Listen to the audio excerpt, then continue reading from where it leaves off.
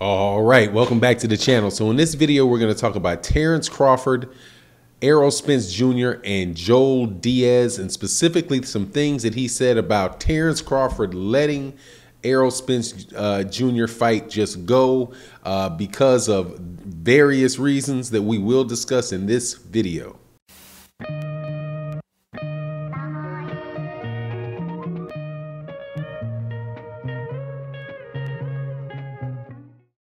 All right, welcome back to the channel. So in this video, we're going to talk about Joe Diaz, Errol Spence, and Terence Crawford. But before we get into the subject matter of the video, please make sure, if you're not already subscribed to the channel, subscribe to the channel.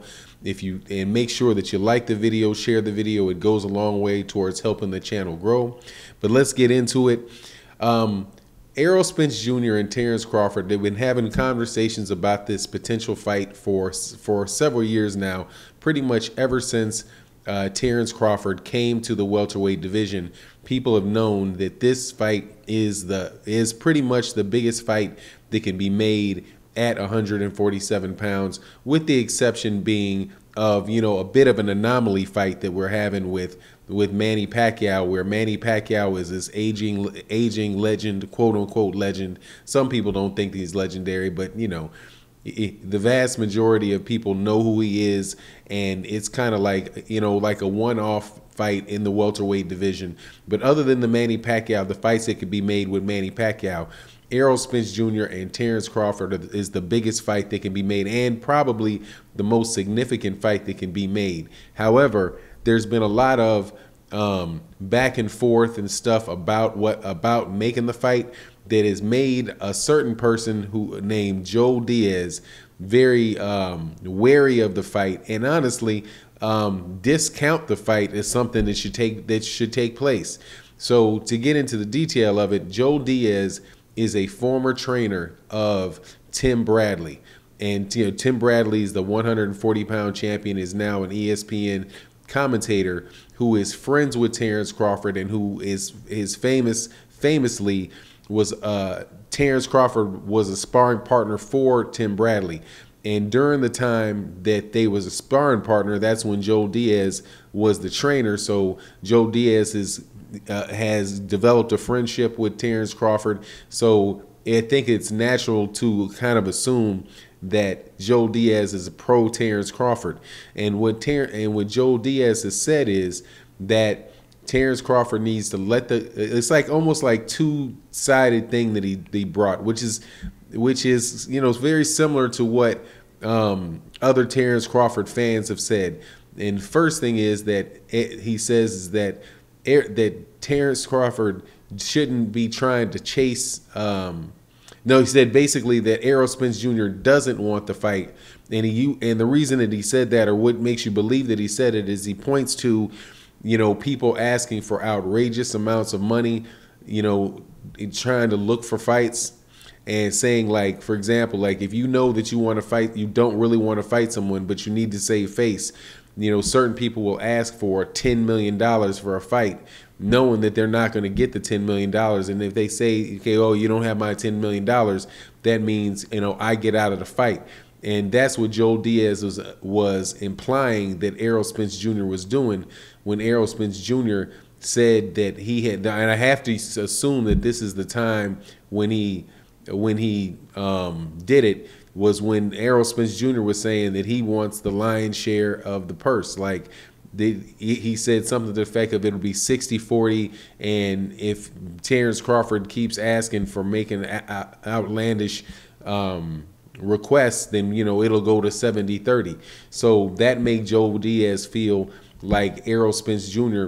was pretty much not trying to have the fight, but was just pretty much just pricing him out. And so to that particular thing, I'd say that, come on, Joel, that is like almost the exact opposite of what happened, because it was Terence Crawford that was saying that he was going to get 50-50 in that fight, or there was not going to be, if there was any 50-50 or 60-40, it was going to be 60-40 Terence Crawford's way, and ask for a 50-50. But if you look at the track record of Terence Crawford, you'll see that there's nothing really justifying in a dollar sense him getting 50% of the purse from Errol Spence Jr. because Errol Spence Jr. is the one that has the pay-per-views that are that do well. Right, he had a pay-per-view that did well with Mikey Garcia and sold out AT&T Stadium with Mikey Garcia.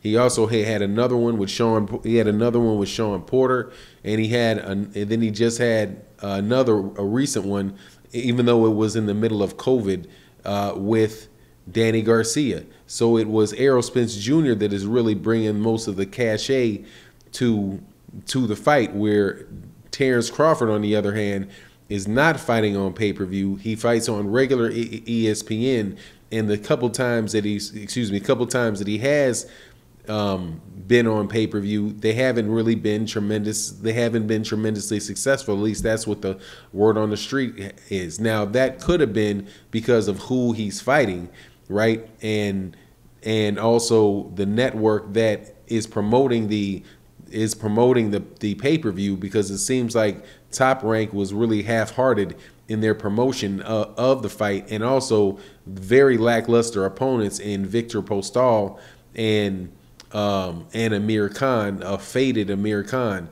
So that could very well be the reason why Terence Crawford didn't, his pay-per-view numbers weren't there. But all in all, just if you look at what the actual numbers are, then it's going to lie with Errol Spence Jr., and it's not unreasonable for him to say that he would get the lion's share of the money. I don't think that is Errol trying to price himself out.